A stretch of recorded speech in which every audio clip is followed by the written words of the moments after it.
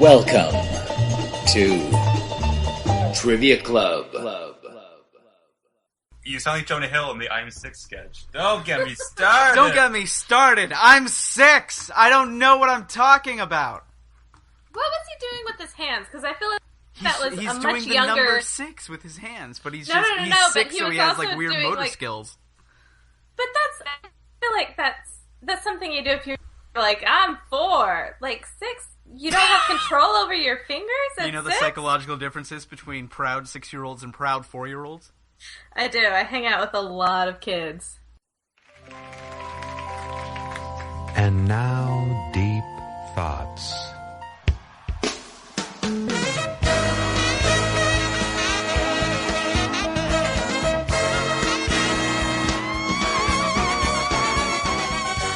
Hello everyone and welcome to the Deep Thoughts on SNL podcast, an SNL review and discussion show. I'm your host Rob Moden, and with me today are Brian Edwards. Catchphrase! And Leah Sueko. Hello. This podcast is a spin-off of the SNL Fantasy League created by the Toronto Trivia Club.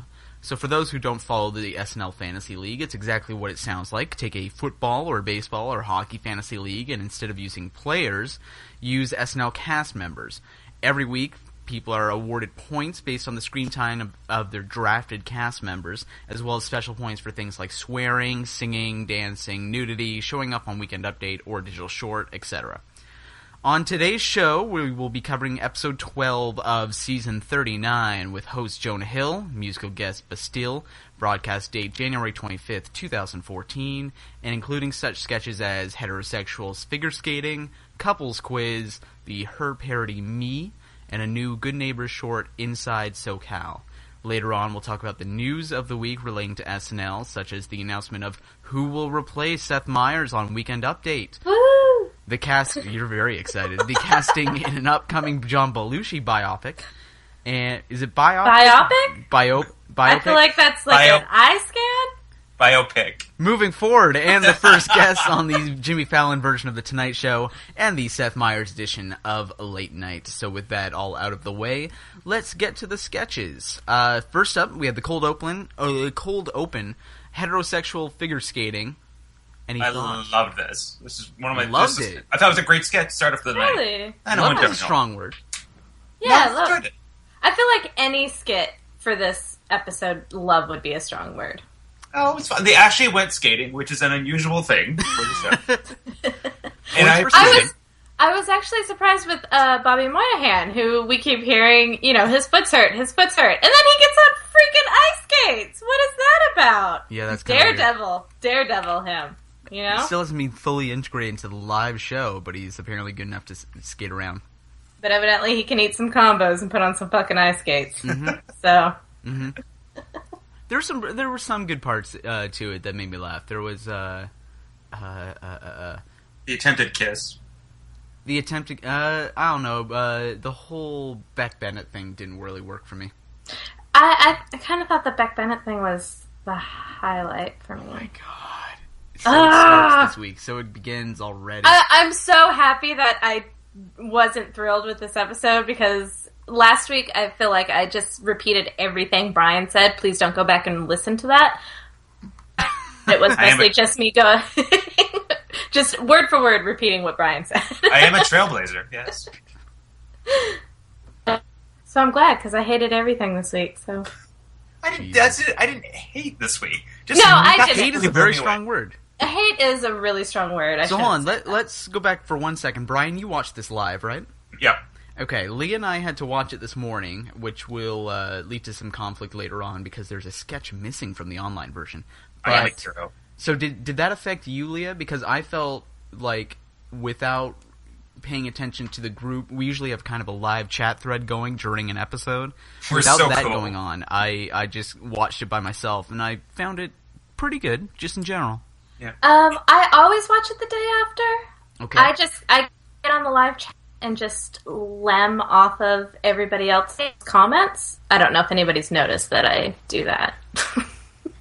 Was it any effect by me commenting in the thread basically by myself? Just like, oh, this is really funny. Oh, surprise here. It was okay. by yourself, Brian. Did that kind of predispose you to not expect much?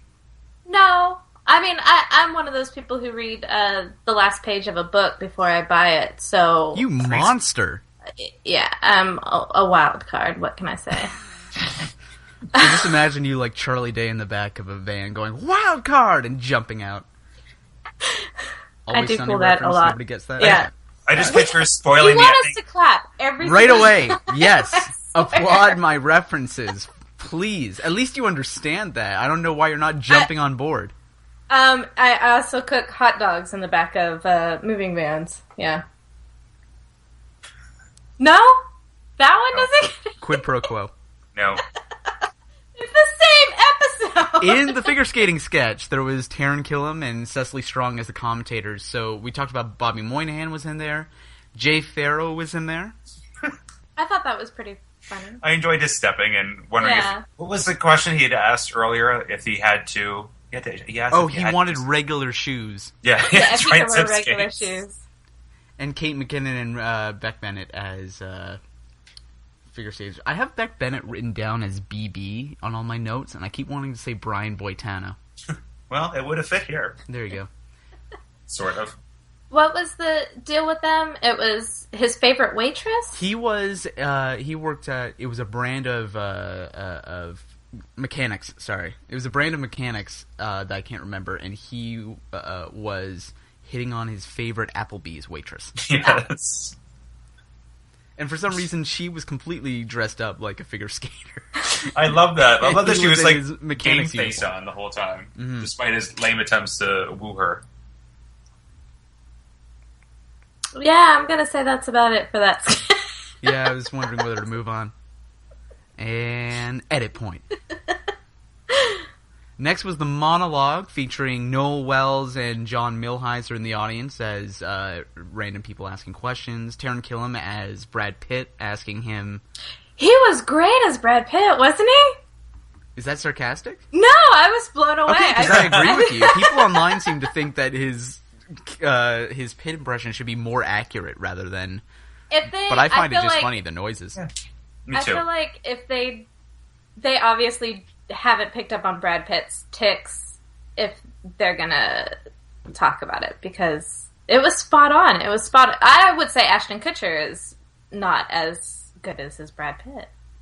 I think that Taron people Killam- have Go an ahead. idea of what Brad Pitt is in their head, like the little, I don't want to say Maybe, yeah. fantasy version of it. So seeing a comedy version of it doesn't quite match up, and they almost get irrational about it.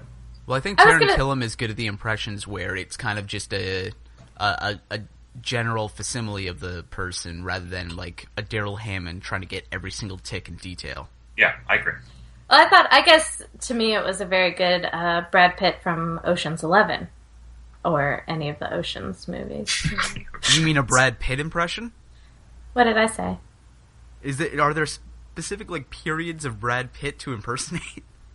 Yeah, I mean, you've got Brad Pitt from Thelma and Louise to Brad Pitt A.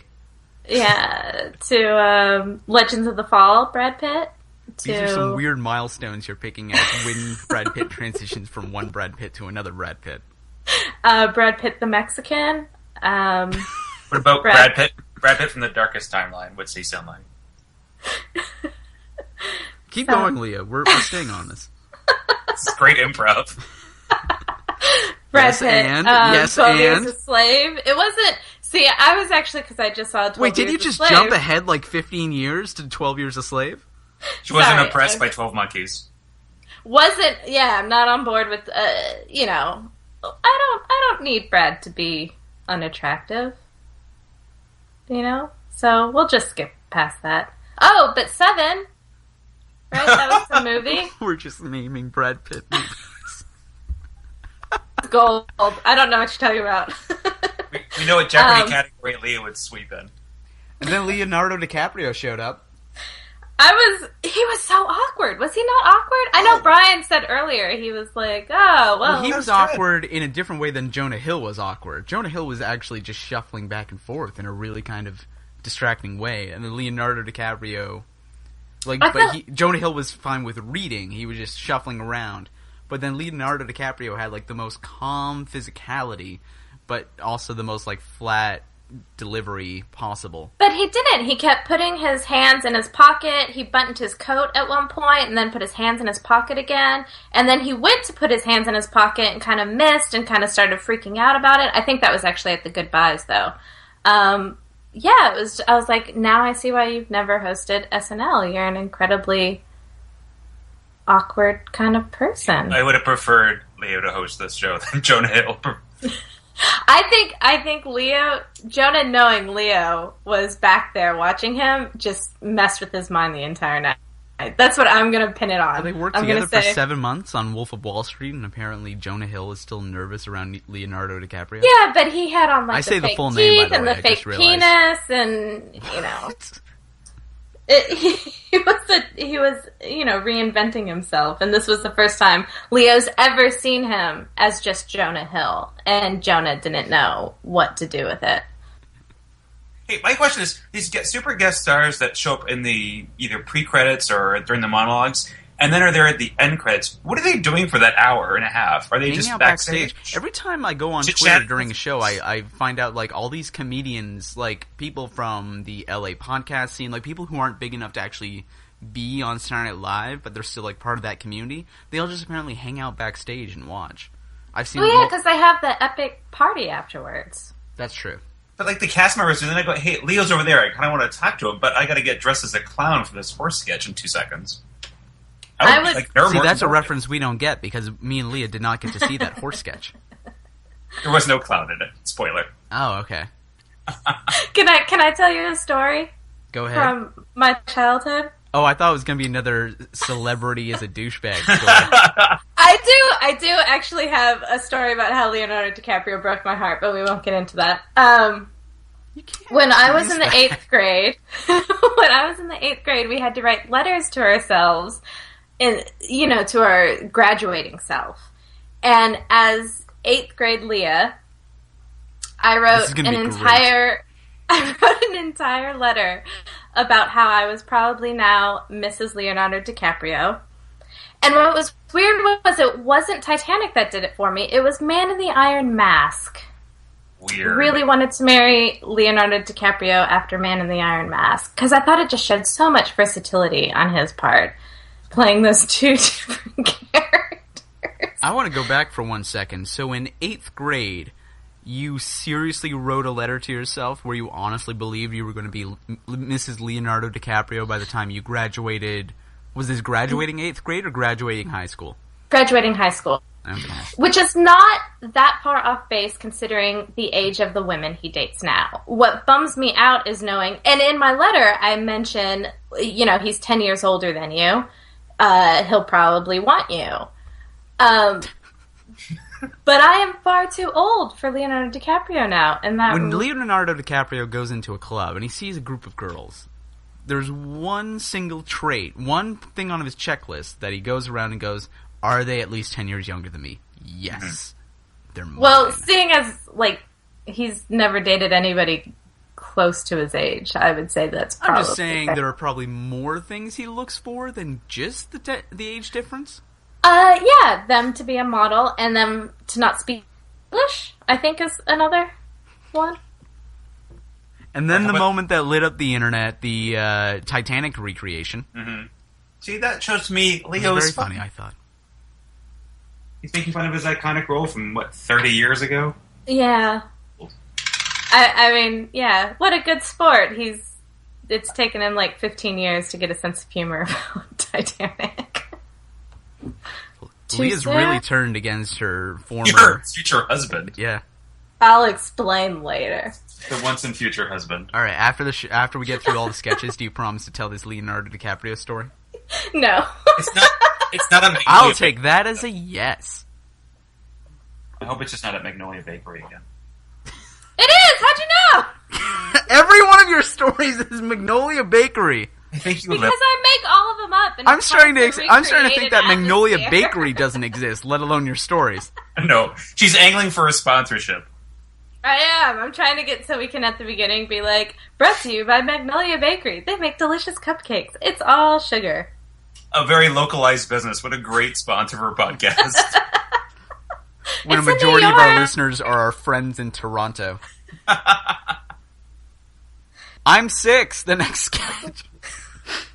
The next sketch was the return of Jonah Hill's I'm 6. Adam Grossman, I think is his name. Adam Grossman. Yeah, Adam Grossman. He just keeps saying I'm 6 all the time, making references to things he doesn't understand. One that I liked was him describing his dad and his stepmom's relationship as one shade of gray. Yeah, that was good. Oh, I just found this character, and I think it's just the character. It's just very loud. It's loud. It's very Keenan-esque. Really? Yes. Because Jonah Hill didn't get his start by screaming every fucking line he ever had. Oh, I'm not denying that. I'm just saying, this particular sketch, I'm like, that's like, I was on Twitter, I'm like, this is just loud. But that's his bread and butter. I mean, take away his Oscar-nominated performances, and it's just him screaming. I think there was something lost in that Bill Hader is no longer there to play the dad, and Bill Hader was always great at kind of being a foil to very loud people with just like very understated, very quiet reactions. Adam, please don't act like this. It was very funny. At least the first time. I liked it the first time, which I think is like 2008, which is now 6 years ago. Wow. Yeah. I did like Zashir, and who was Zashir? Wasn't Noel. Yeah. You liked him like so much you couldn't remember who was there. Well, I remember just really like, oh, Zashir's there. Good. I was happy to see her. Okay. They didn't destroy it, I guess. They were just sitting there. This is really an episode without much to talk about. It really is. What did you think about it? I thought it was loud. That was my critique. I thought it was kind of funny. I'll give it a pass. I think it's kind of... it doesn't have the lifespan of, say, Justin Timberlake's recurring thing, or... No. Oh, please don't compare Jonah Hill and Justin Timberlake. Hey, they're both J's. Technically, Jonah Hill should be more of an actor than Justin Timberlake. Accurate. Technically, but Jonah not Hill doesn't in have reality. a music career. That you know of. I've heard him sing. It's gorgeous. No, you haven't. I haven't. Of You're course really I haven't. begging us to do another improv game where we just ask you to describe Sing songs. What songs did he sing? Name them. What genre is he? We haven't Mostly even crossed jazz. that. He does a Mostly jazz. Wait, he sings Coltrane jazz. impression. Yeah. He sings jazz. Yeah, he does a great saxophone. That's not singing. Really? What is going on? She's sick. She doesn't know. I'm just talking, man. I don't know. Come I'm on. 6. I just listen to music from the Disney Channel. Disney Station. There's a radio station that they... Not important detail. I'm editing so much of this. Everything's being edited out. Oh, God. It's reassuring. Next! Okay, Jebediah Atkinson. The next digital short, kind of divisive online, it seemed like. Its official name is The Hit. It featured Keenan, Taryn, and Jay Farrow in a car together about to take a hit out on a rival gangster. And they get distracted by all the pretty snow. Yeah, the controversy I found when you mentioned it to me was like, ugh, please, people. Let's get upset over something real. I didn't actually mean to reference what Brian's talking about is because I didn't see the episode, but I was kind of following along on Twitter. I saw somebody mention, "Oh, gun violence is never funny, not even if there are rabbits involved or whatever it was." So somebody found it very offensive that the sketch would even have somebody get shot. But I just meant more divisive that some people seem to like it, some people didn't seem to like it. A lot of Seth Meyers and a lot of SNL writers seem to loved it as an artistic short film. I thought I really liked it for that. I was kind of torn on the whole... Whether it was funny? Gangster. No, I really enjoyed it. I thought it was clever. But yeah, people get offended by everything. Nobody seems to complain that Nassim was playing, an Asian Benihana, person. But I almost let's mentioned get something upset about that. there were two black characters playing gangsters. I thought it was also really Exactly. pretty. Like, I thought it was really well shot. I like it's one of the good examples of why some things need to be pre-taped. Like, this is beautifully shot, and this does not work nearly as well as an on-stage bit. The atmosphere had to be kind of part of the joke. The build and the all the white snow. Sticking their heads out to catch snowflakes, that kind of thing. They said they feel like they're in a snow globe, which I thought was really cute. The rabbit actually has to work as this kind of serious moment rather than the audience kind of laughing at the randomness of a bunny. And that's slowing down the sketch. Yeah. Mm-hmm. Yeah, see, and that was the payoff at the end. Other than Keenan's reaction when Jay gets shot, which I thought was hysterical. Keenan's reaction specifically? Keenan's reaction was much better than Taryn's reaction? Are you serious? You're really looking for ways to praise Keenan at this point. I was underwhelmed by Taryn's reaction to Jay getting shot, but Keenan, I thought, was just hysterical. I don't believe the fact that he went into reverse when he was pulling out, instead of going forward, he pulls back in reverse. I thought that was hilarious. Why would he drive towards the gangsters? That makes no sense, Leah.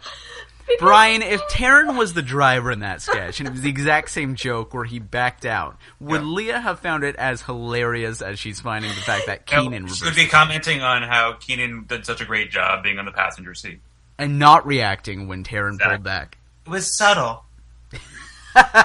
Such great acting from Keenan. It was the things he wasn't saying. Yeah. Just go back and watch his face. It was hilarious. Now it was hilarious. Every week I just want to make a series of GIFs of just Keenan's faces throughout the show and show them to Leah, and she'll be the only person who makes a note of it on Tumblr, and everyone else will leave it alone. I'm not going to defend Keenan greatly in this episode, except for one other spot, which I know is going to get slammed, and I'm going to defend him. Is it the next sketch, which is Couples Quiz? No, I hated that sketch. Burn it. Burn it to the ground. But it had so much Keenan yelling. You love Keenan yelling. Everything about that skit was awful. Like, it was something I could have written for SNL. And that is never a good starting point for a skit. If it's something I could have produced. There were no characters in this. The only character was Jonah Hill, who was just embarrassed by what he did. Everyone else in the sketch was completely superfluous. Yeah. The girls looked lovely. The guys, sharply dressed. And, like, the premise of the show, like, I was kind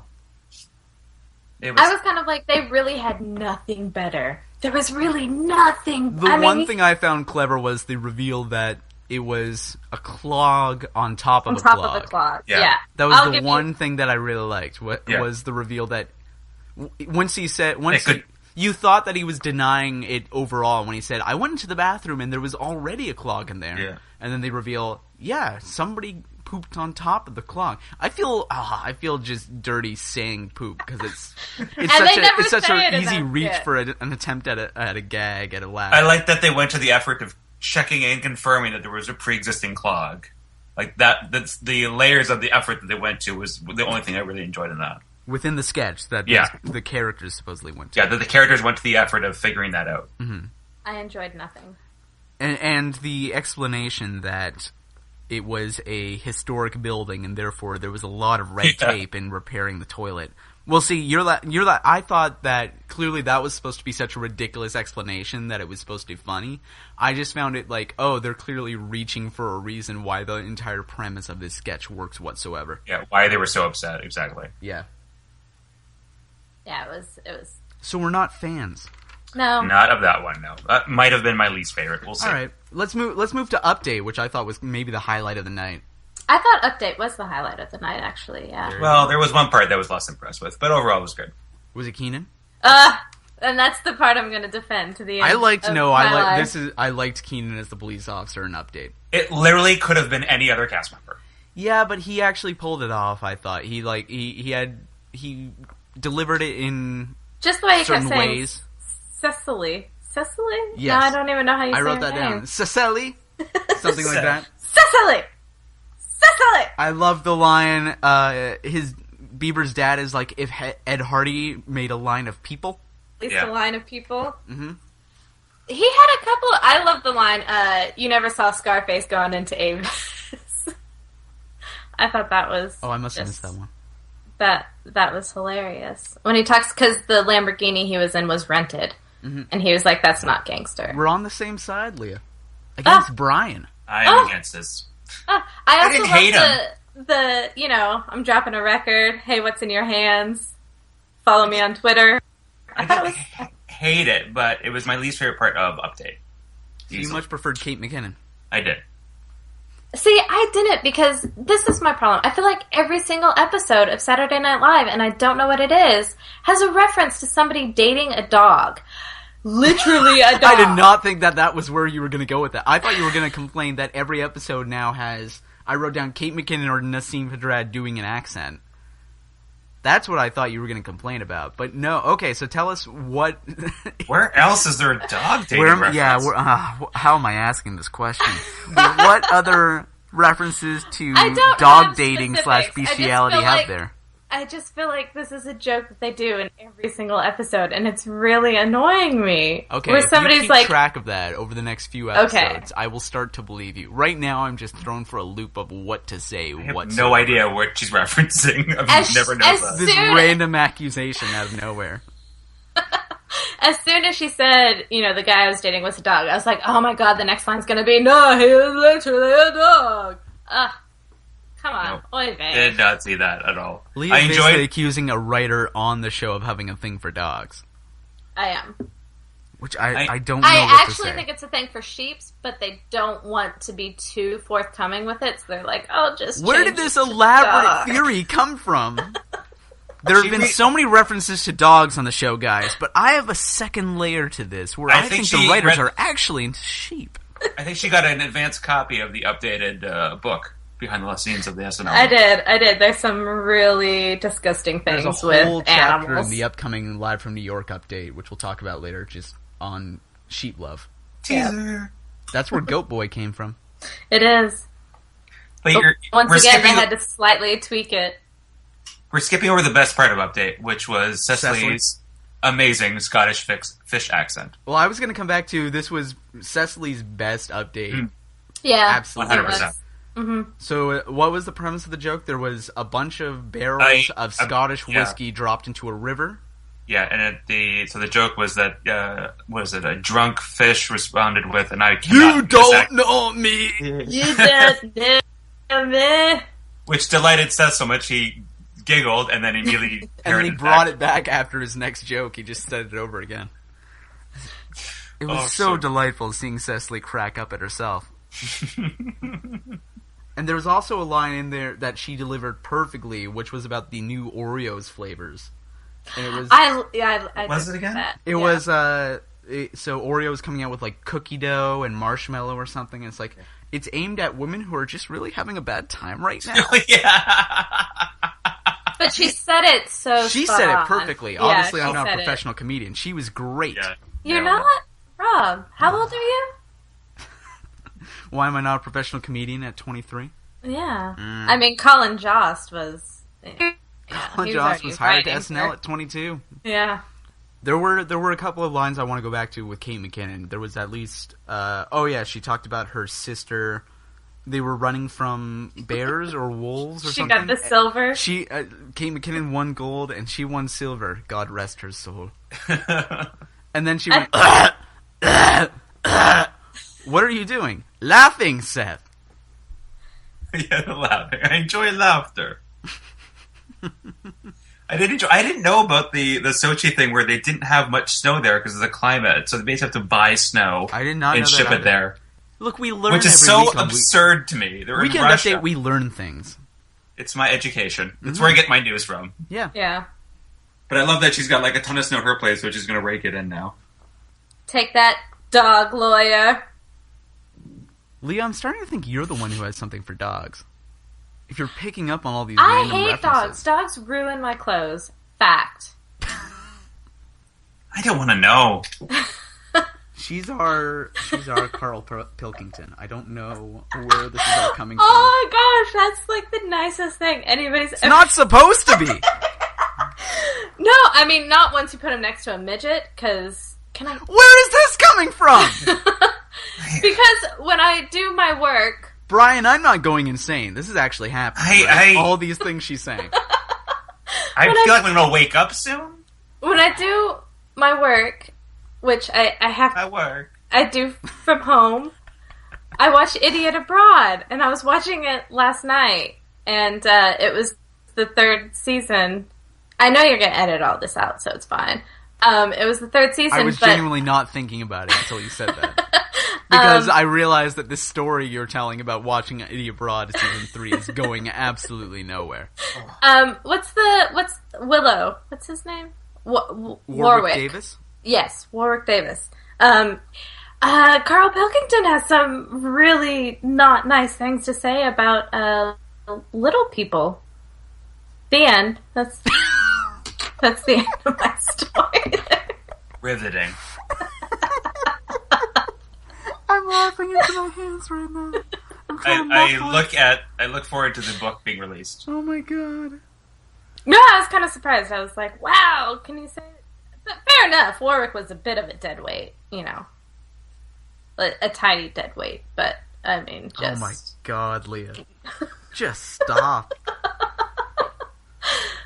Okay. Digging down that hole, digging it.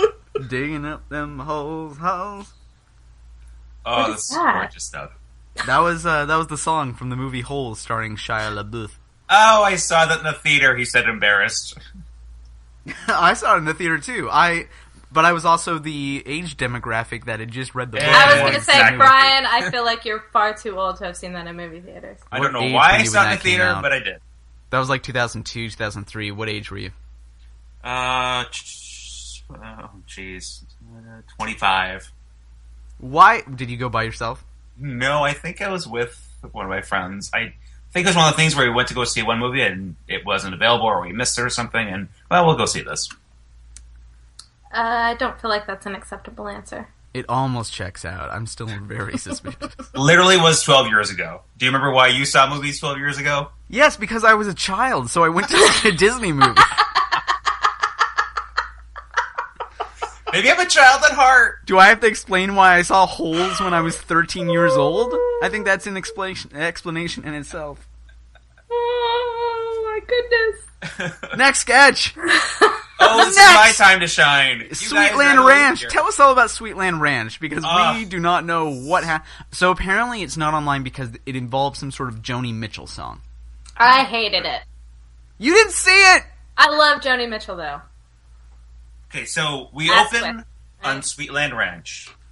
Inside. No, okay. So basically, Jonah and Kate are like ranch hands or ranch owners, and Nassim wanders in from a school trip. They're all supposed to be on like a cider mill or something like that that's on the property, and she wandered away from the group and found this stable where there's this horse, which is this weird, I want to say, it's not mechanical, there's like a person inside. You only see like the head of the horse, because it's covered up by like the barn area.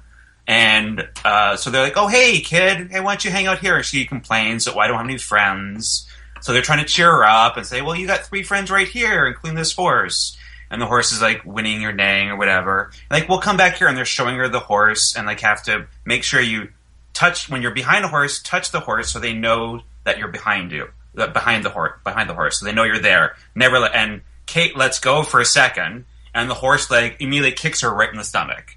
He's like, oh, it's okay, just showing me some love. And like, oh, you okay. And then they go to the front of the horse. Just for clarification, these are people in horse costumes? It's someone's in a horse costume. You don't really see them. It's John. It's John. Probably John again. Yeah. You only see like this weird fake horse head. And so Jonah's near the front of the horse. He's like, oh, here, why don't we just come over here and pet him from the front? And we'll pet him. And the horse somehow gets a hold of his ear with his mouth, starts biting him.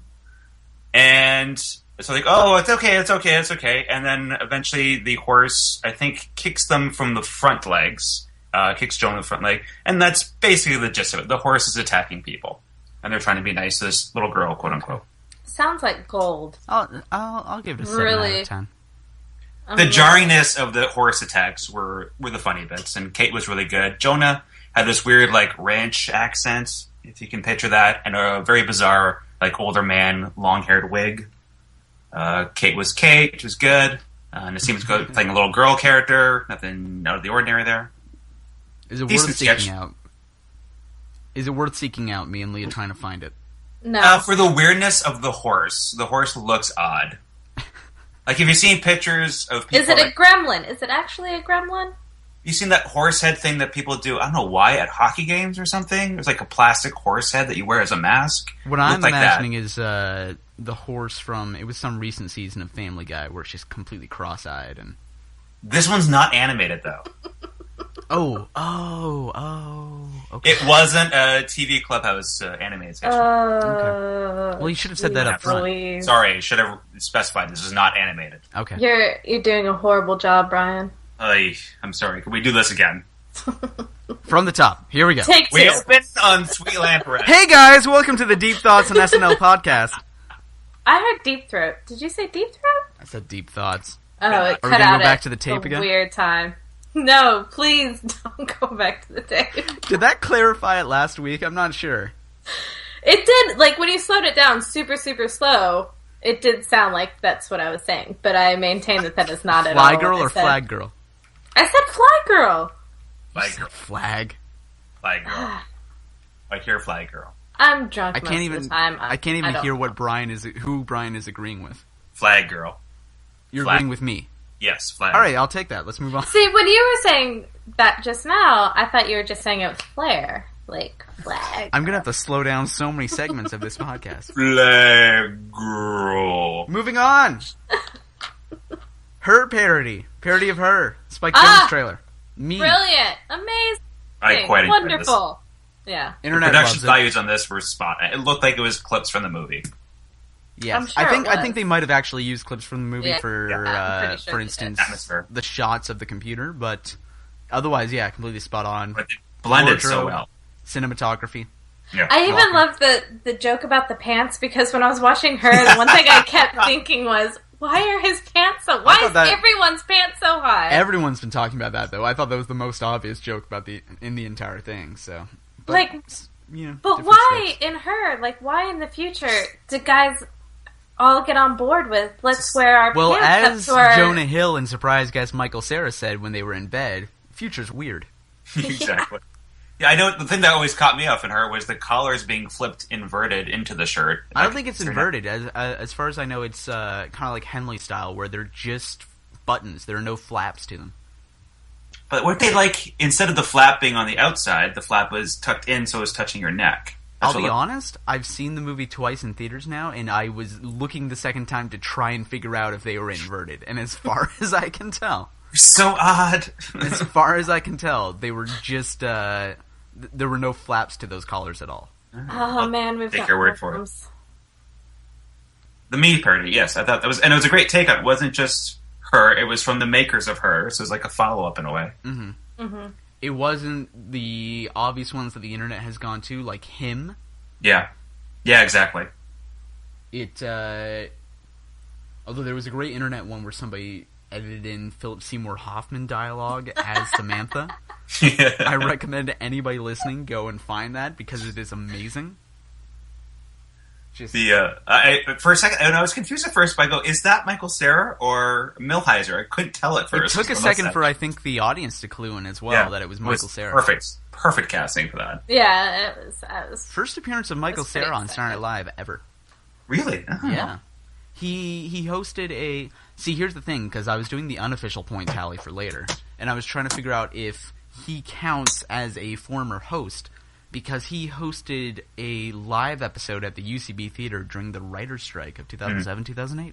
No, that What? absolutely doesn't count. Crazy facts. Would I get points for this? No. Damn it, then it doesn't count. Did you, And wait, you do you have, might. I have well, it no would've been- authority. Well, it I been- would have fought for it had this counted for me. Who has Vanessa Bayer? Do you have I don't- Vanessa Bayer? I don't know. Bayer? I think it's Bayer, but I don't think I have her. Okay, No, I don't have her. because she would have gotten points for appearing alongside a former host. Oh, I quite liked her Amy Adams take. I thought it was I did like how they made fun of Amy Adams' character, where it's just like she does say the most earnest dialogue in all of the movie. Exactly. It's like, what is she talking about? That makes no sense. They make fun of her hair at some point too. Yeah, Most because of it she was is making fun of her hair. she and her boyfriend are by far the weirdest people in that entire movie. Yeah. She's I think making her boyfriend is. You think she is? She's making a documentary about sleep, which is literally just filming her mother sleeping for a night. I like that. But she's also talking about how she has to edit together this footage somehow. Why are we talking about her in such detail? At least it's related to the sketch. I want to know, how did those two even find each other? Just that guy with the weird... He had the coat with the pointy lapels and the You and your super high fashion pants. obsession here. I really super high disliked pants. that guy. Even the second he came on the screen, I was like, "What are you doing? Why are you here?" I You're just wanted to punch him in the face. I rarely agree with people who are like, "Oh, that person has a punchable face." No, this guy had a punchable face. Yeah, it was the hair. I don't think that's his normal hair. Even I've seen him in other I stuff. was against the idea of this sleep documentary that the Amy Adams character was creating, and this Charles guy still made me hate him by disagreeing with her. He's like, "What's the point of this documentary?" And I was suddenly like, "No, I'm on Amy Adams' side. Fuck you." It was just to show that he didn't get her. He didn't get her. I don't think we were supposed to get her. I got her. I don't think I Theodore thought she got was her. a beautiful character. I think she, Theodore just totally... need to shut his freaking mouth about the documentary. I liked her. I liked her at the end, especially. I was gonna say, she was not judgmental, she was just supportive, and she was like, just be happy. People should just be happy. And I thought that was kind of a beautiful little perspective to have, unlike me, who would have totally been judging that freak for having sex with his OS.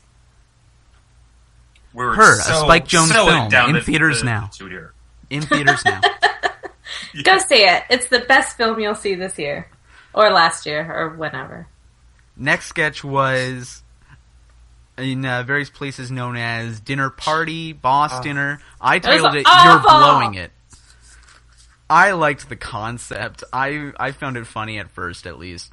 But again, no one else was a character at all in this. That's it was true. A whole bunch of people and Jonah Hill. But just the initial, "You're blowing it!" It made me laugh.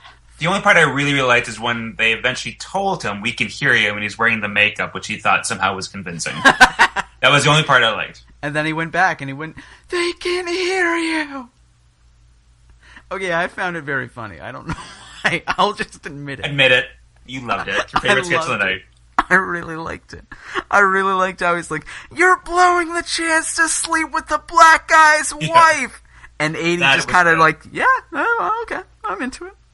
Yeah, that was good. Again, this is what 80's only appearance in the show? Yeah. Okay, but my problem with the 80 Bryant reaction was the time before he went into the bathroom, he said he had an infant's penis. Why would she be excited about the next time he goes in? He's like, "I'm gonna sleep with her." Clearly she has a thing for that. Not everyone's a size queen, Leah. Well... Why can't we just accept that 80 Brian's character had a thing for small penises? Exactly.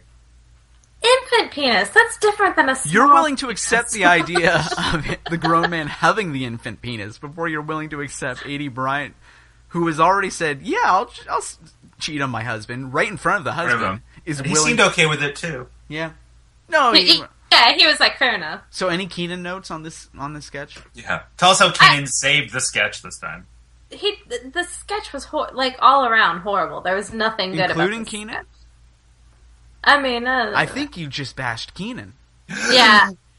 Make this some sort of looping clip that we can send to him. The only person I'm giving take... credit for this sketch is Kate McKinnon when she says, "We can hear you." That's the only person I'm going to say did anything noteworthy in this sketch. I'm going to take little bits of your dialogue from this podcast and splice it together so it says, "I hate Keenan." You could take a clip of her just saying Keenan, not two different words with "could" and "eaten" in it. No. Please take two. You made yourself a lot more work than you needed to, Rob. I just don't want you to do the extra work. You're going to have to do so much editing already. New Good Neighbors short. Yay! Inside SoCal. Not great. Not great. I enjoyed it compared to most of the rest of the episode. I think maybe that the fact that they have to try and make one every week or so is running them ragged. To me, this was their follow-up to the Californians. We've lost a good chunk of the Californians cast. Let's make a new one. It seemed like the exact same characters from the beer pong sketch. That's what I was thinking. And that we should go Becca back and had a lot cross-check the of makeup names if on. maybe they were the exact same Could have been. characters. Their names were on screen. I remember, not that he was in it, but Taron Killam was like Chris Parker, I want to say. If I remember correctly. I just watched that one again this morning. Philomena. How did he pronounce it? Philomania. Philomania. I I thought it'd be about old people, but by the end, I was on board. I laughed so hard at that I had to stop the pause the PVR for that. Brooks Wheelan and Mike O'Brien getting in some screen time. Thank God. Aww. But not talking, which cuts into which is part of the joke, but it cuts into their points. Yeah. Brooks. Highlight of the sketch for me though was Bobby Moynihan coming in as the father.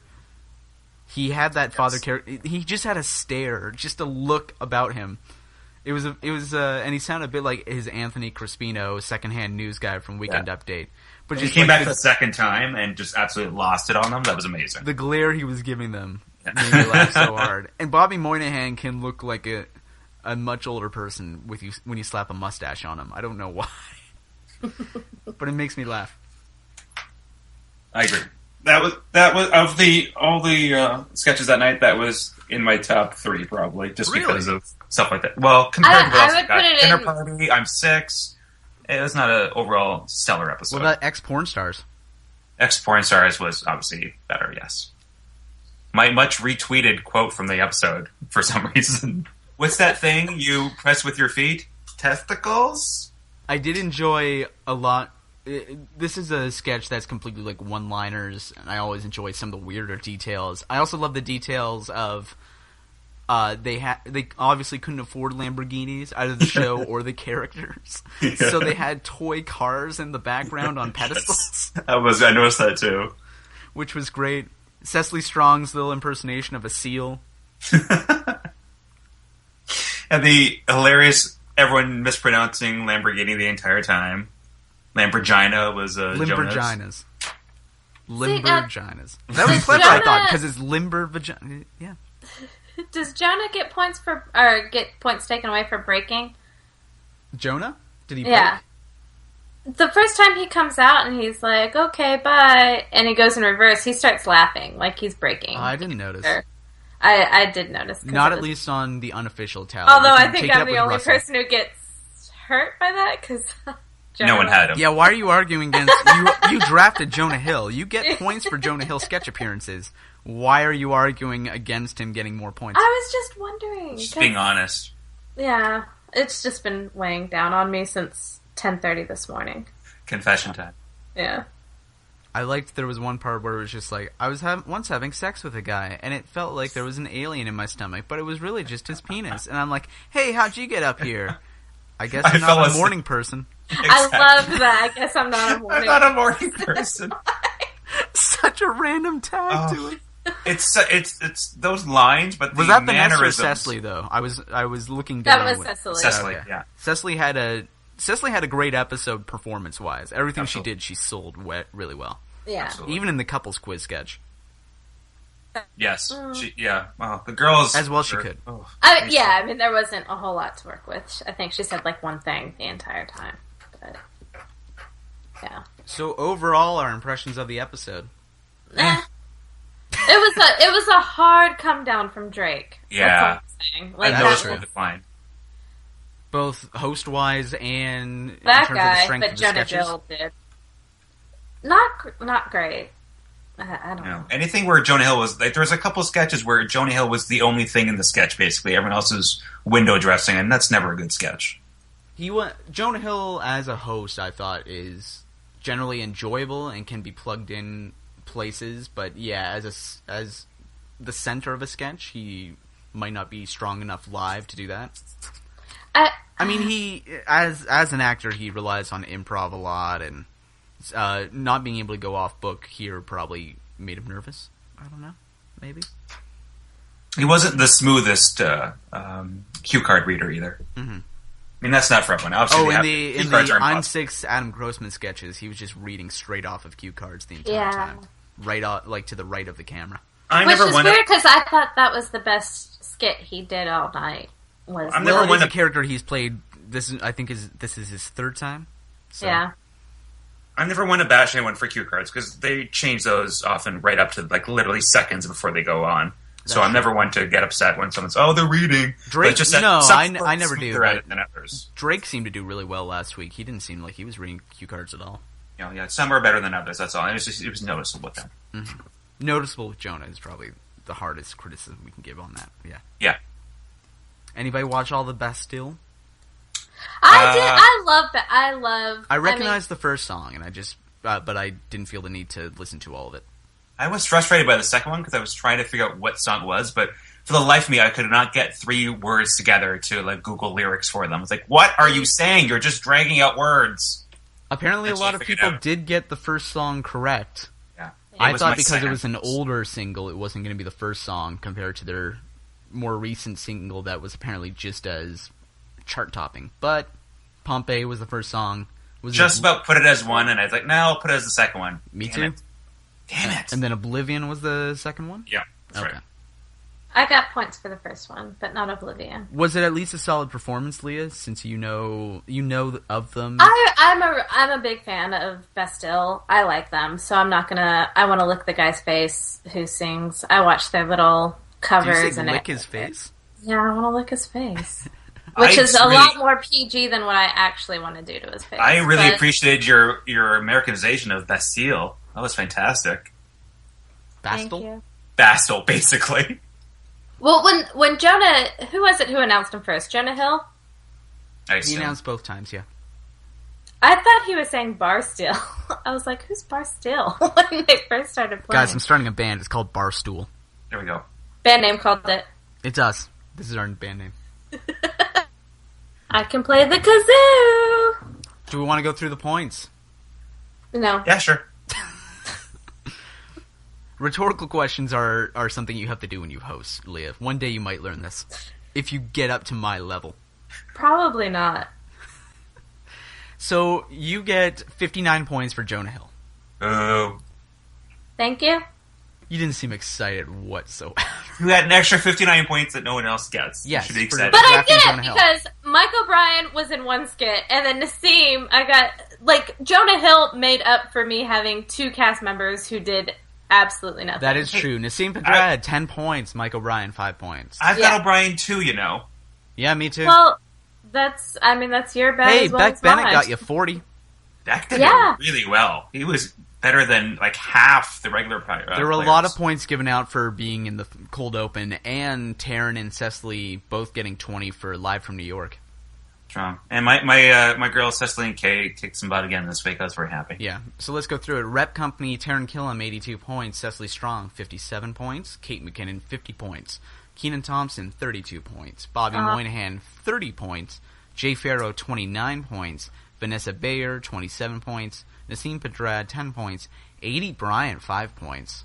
Kind of low for 80. Yeah. Isn't that... Wait, did we have a thing earlier where we said she's the highest of the low scoring, however you put that? Like, she's never had below double digits? The highest of the low score is still my favorite expression. I don't know if that would have been something Russell said last week, which was then cut from the podcast, where he just started talking like, so amongst the low scoring people, she's the highest scoring. And so we don't know what you're talking about right now. But I think he said that she had never been below double digits, so okay. I think she just broke her own record, so, at least this season, her lowest scoring show. Oh, you can't get much lower. You can't. That's not I was going to say, you can't do lower than Somebody 5. could get 2 points if they appeared in just a post-second song sketch or something. Or if they appeared in a sketch but broke and lost points for breaking. Featured players! Beck Bennett, 40 points. Noel Wells, 15 points. Kyle Mooney, 14 points. John Milheiser, 10 points. Sashir Zamata, 10 points. Mike O'Brien, 5 points. Brooks Whelan, 5 points. Mike O'Brien and Brooks Whelan both only appeared in that Good Neighbors digital short, not talking, but because it was digital short, it counted twice as many points. They appeared in the Good Pies. Why can they not use someone like Mike or Brooks for something like the cop on Update? I just don't get it. We're not being used in every sketch around it. As a cop? More than Keenan, probably, yes. I mean, if you got players, you're not losing them. It's not like they need to be dressed for something else in a sketch before or after. So why not throw them up there? You're already underusing them. Lorne Michaels doesn't play by our points rules. Oh, it's frustrating. Any other key or surprising results out of there? No. I was surprised. I thought. Oh, go ahead. I was surprised that Taryn did as well as he did. In my head, it was like this is a light episode for him for some reason. I don't know why. He and Cecily did get 35-point boosts from being in the cold open and saying live from New York. Yeah, that would help. I'm a little surprised by Moynihan being so close to Keenan because I feel like Keenan was in it so much more than Moynihan. Mm-hmm. But Keenan is a point scorer for me, so. Mm-hmm. For the record, I didn't the cold open, the pre-taped bits, I didn't count as pre-taped. It was just they got cold open points. That counts. Does that make sense? Yeah. Versus the live points that Taryn and Seth. We'll let Russell make the official call. Yeah. News. Should we talk about news? Sure. Big news. Seth Meyers is out. Co-head writer Colin Jost is in. New Weekend Update co-anchor. It's pronounced Jost. Colin Jost is in. Jost. If you watched all his YouTube videos like I did over the last week, I did not. So can you give us your thoughts on Colin Joust? You're never going to get this right. He's very funny. Like I saw a bunch of his stand-up stuff at like clubs that are posted on YouTube. He's very good. I'm excited. It fits the head writer tradition, becoming an update. Well, I'm glad to hear he's funny because I was worried it might have been just now a tradition that Tina Fey, Seth Meyers, Colin Ghost, writers become the Weekend Update anchors. He's got a Mulaney vibe to his stand-up. So I still would have loved to have seen John Mulaney have done it one day. He's busy. Yeah, but he should have done it before. He would have been good though. Yes, I agree. But when they announced it, I go, "This is perfect." I mean, obviously, I'm not going to get points for it, so that's upsetting. Mm-hmm. But I was excited when they announced it. Well, somebody does claim him. Actually, Sashir would be first in line. If somebody drops out during the season, a cast member, then they inherit Sashir. Please give me Sashir. She had a lighter show this time. 10 points. It doesn't matter. That's still better than Mike O'Brien or the same as Nassim. That is true. Ugh. Hey, that's what you get when you have Keenan in every sketch. Keenan's on my team. Keenan's the only person who I get points from. And thus why you love him and everything he does. No, I love him because I'm an American and have... Jeez. This is where we're going with that now. Oh, so now it's a country versus country thing. Our Canadian sensibilities don't line up with Kenan Thompson's comedic. We just don't get them. It's like the French. It's true. You guys just don't get him. Like, everybody loves him except for Canada. We can check these sort of claims, right? I can literally go onto like Twitter and say, "Do Americans like Kenan Thompson?" And everybody will start screaming, "Oh my God, we love Kenan!" And you know what? I'm going to do that right now, live on the air. Oh God! Do you know any? I actually tweeted at Deep Thoughts earlier about the private investigator I met on Friday who loved Kenan Thompson because I asked him. I poll random strangers when I start conversing with them. You realize you sound like a fanatic right now, like a complete crazy Looney Tune. Thompson is spelled Thompson. Am I right with that? I don't know. Yes. All right, we'll go with that. Tweet it, people. It's out there. Let's find out. It's out there. I report live on this show if we get Speaking of Canadians, Dan Aykroyd. Who's that? Oh my god. Did you watch the Saturday Night Live thing where they're asking people name 3 original cast members? And I did watch that. Did not original. Yeah. That one. Did people fail completely? There was like 3 or 4 people who could not get any, and then finally a girl named 3 correctly. Brian, name them. Dan Aykroyd, Bill Murray, Gilda Radner. Wrong. Bill Murray was not an original cast member. Right. Damn it. It was Chevy Chase that the chick said. She also... You have now been ejected from the Saturday Night Live. It would have been great if there were stakes involved. It would have been good. Anyway, Miles Teller, who is a kind of up-and-coming actor, he was great in this Spectacular Now. He is supposedly the front-runner to play Mr. Fantastic in the Fantastic Four reboot. He has been lined up to play Dan Aykroyd in the John Belushi biopic that is coming out with Emile Hirsch. Biopic? What are you doing? Calling Ghost. Are you okay, Rob? Are you okay? I might be having a stroke. Do you have So, do you have a tumor? So nobody else has seen Miles Teller in anything.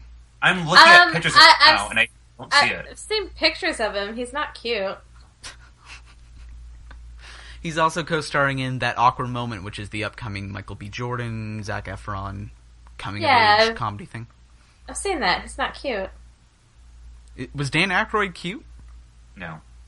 No. So he's got it in the bag. So, good job there, but Mr. Fantastic? He's a little young for Mr. Fantastic. That's what I was They're going thinking. all young. Actually, Michael B. Jordan, who co-stars in That Awkward Moment, is playing Johnny Storm. Well, that makes sense. What about Emile Hirsch as Belushi? I don't see that at all. I don't see Nice it. Emile Hirsch. Well, assuming he puts on a bunch of weight. Yeah. I'm fine with Emile Hirsch. And you're ruining the appeal of Emile Hirsch when you do that. Let's dreamcast. You're not, 'cause... What about John Belushi? Let's dreamcast John Belushi. Well, obviously Jim Belushi is your go-to. Oh, sorry. Oh, god damn it. Were you casting John Belushi as John Belushi in your head? I was trying to say, let's dreamcast Jim Belushi, but fuck it. It's over now. That's a little on the nose. Kenan Thompson? Oh, God. Watch, he'll play a bartender in it, I'm sure. Does in every other sketch. He'll pop up in every other scene as a different character. Exactly. He is that versatile. Yeah. Just get He's the like, points. yeah. Do we get points for SNL people in movies and TV shows now? Is this how sick we're going to get? Hey, points! Points! This is a movie time. What are you doing? This is while you're sitting in a movie theater, obviously, exactly. as well. You're just yelling out, Points. and people around you have no idea what's going on. He's breaking! Somebody keeps saying points. Is Chris Hardwick here? Exactly. Next, The Lonely Island has uploaded a previously lost digital short called The Shooting, aka Dear Sister. It was unavailable online for a long time. Depending on who you ask, the official reason is music licensing rights, because it plays Hide and Seek by Imogen Heap, one of the two. Imogen. That it's the one that plays that over and over as everyone keeps getting shot. Which I liked. And but the unofficial reasoning is, if you remember, between it airing and when the rest of the episode went online on NBC.com and iTunes back in 2007, the Virginia Tech Massacre happened, which was unfortunate. And so there were some unfortunate connotations there.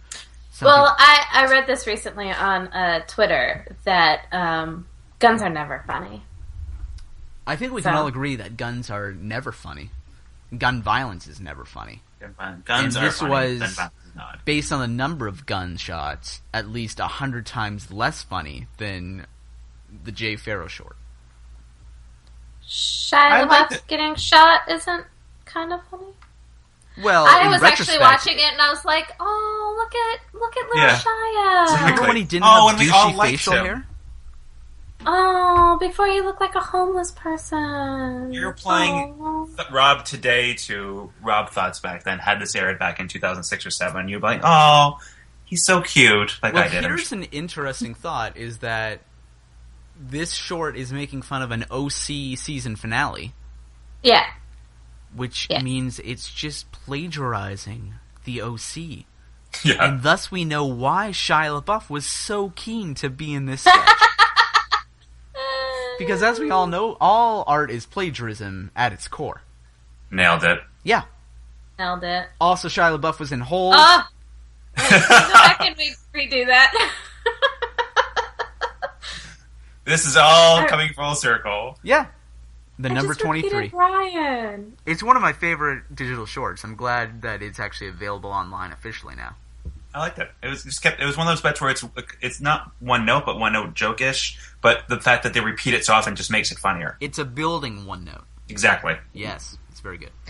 And can we talk about how young Andy Samberg looks? Yeah. With his thick hair and his hoodie. That kind of took me by surprise. Because I just watched it right before we started recording. And Here's a weird thing to do. When Netflix had the most recent seasons on, I don't know if it still does. I don't think it does in America. Maybe not even in Canada. But So it doesn't happen. You can go back to his first appearance with Bill Hader on Weekend Update in that impression off they did, where the joke was that Andy Samberg was terrible Bill Hader was great, but Horatio Sands and Amy Poehler loved Andy Samberg's impression. Yeah, I remember that. His hair is the size of its Luxurious. own... It has its own orbit. It's great. And he's so young. And then you can go year by year through like photos of the SNL cast and just see his hair shrink down smaller and It's smaller. weird. As he sold out. I remember watching... I heard that Lorne Michaels actually told him... Here's the way it happened was, once he got hired, Lorne Michaels asked if he'd consider cutting his hair, and Andy Samberg was like, yeah, sure. But they never actually forced him to go through with it. And then once he made it big with Lazy Sunday, they ordered him, no, you have to keep your hair now, because now you're recognizable with that hair. So it's like the reverse of Felicity. Well, I think it was when Lazy Sunday broke so huge, his hair was a huge part of that.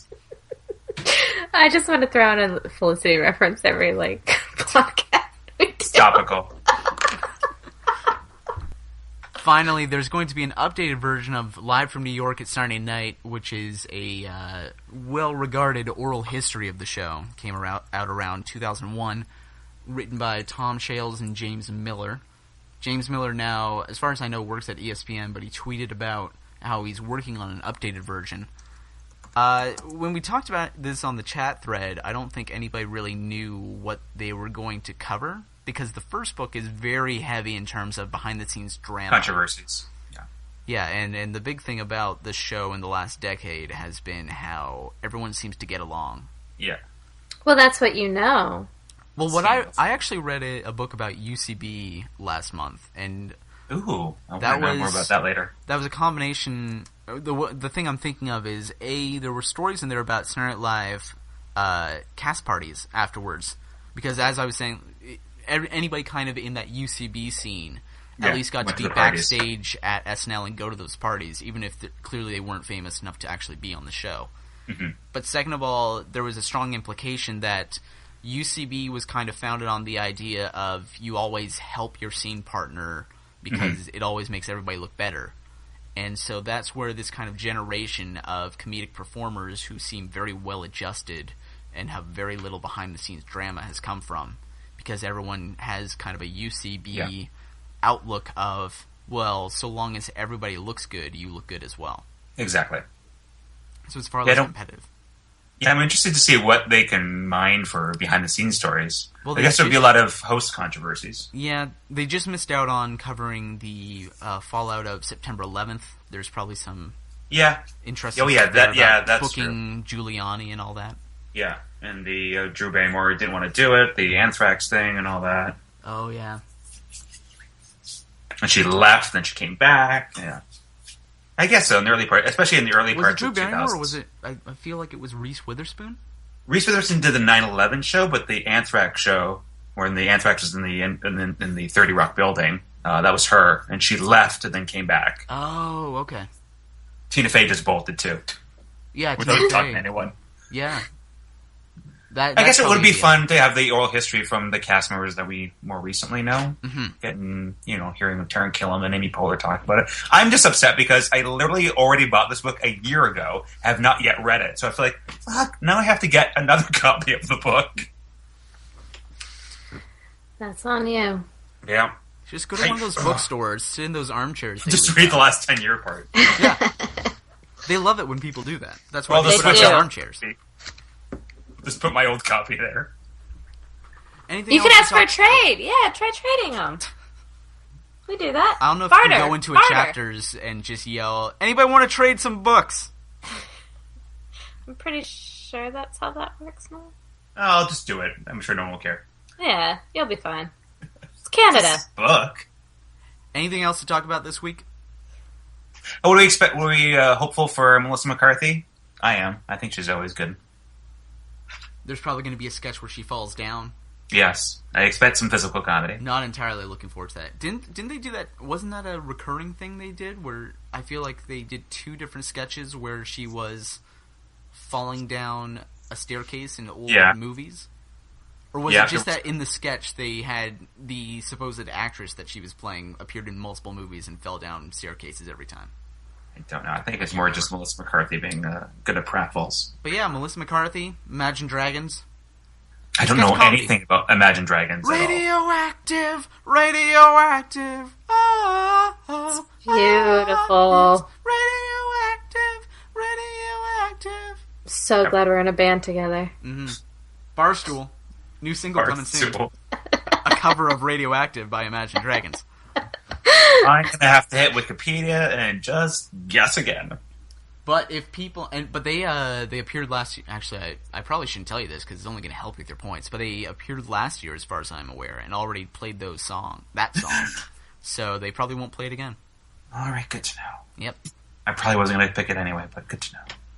Listeners can feel free to follow us at the new Twitter account for the podcast, Deep Thoughts SNL. That's Deep Thoughts SNL, newly unsuspended. And you can find me on Twitter. No, I'm kidding. I don't know if I mentioned that to you guys. We got suspended briefly. Why? What? Why? Apparently, Twitter thought we were a spam account because I was linking to the same cast members over and over and over again. Only because Horatio Sands and Taran Killam have done a lot this week. Yes, they have. But yeah, so that was for a hot minute, I was suspended.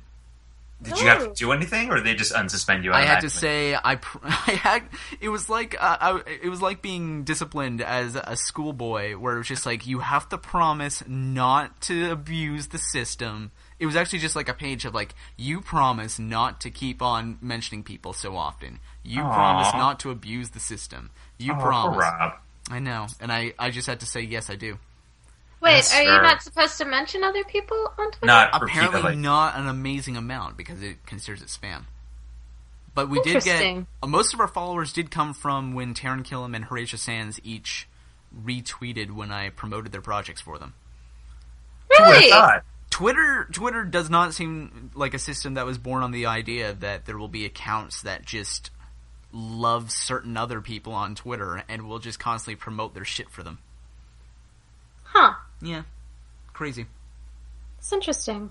But if you go there, you will see, we've been playing catch-up this week, but otherwise there will be, anytime new stuff breaks, notable stuff involving Saturday Night Live cast members, writers, we'll post it there, including, I think this week there was Sarah Silverman's video where she hangs out with Jesus Christ.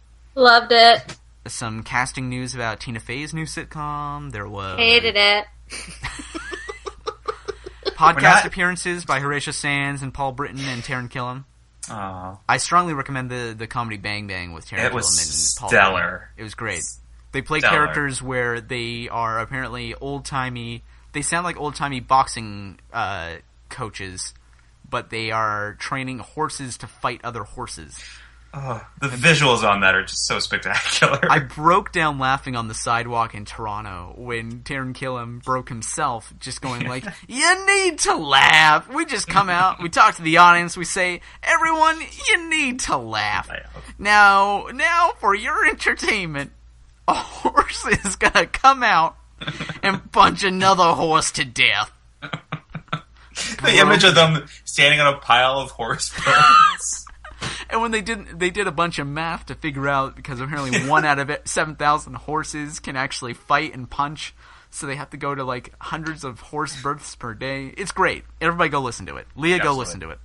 Okay. All right, so that's it for this week, everybody. Thank you so I much have for to listening. pee. You can go now. It's over. Twitter What's update. up? Twitter Okay. update. No one has responded to my "Do Americans Like Kenan Thompson" post, Which means so that nobody likes Do Kenan you Thompson. know any Americans? the results speak for themselves. All right, that's it for this week, guys. Leah and All right. Brian can have that in their own little chat. Bye, guys. Thank See you you for next being week. on. Hey, bye.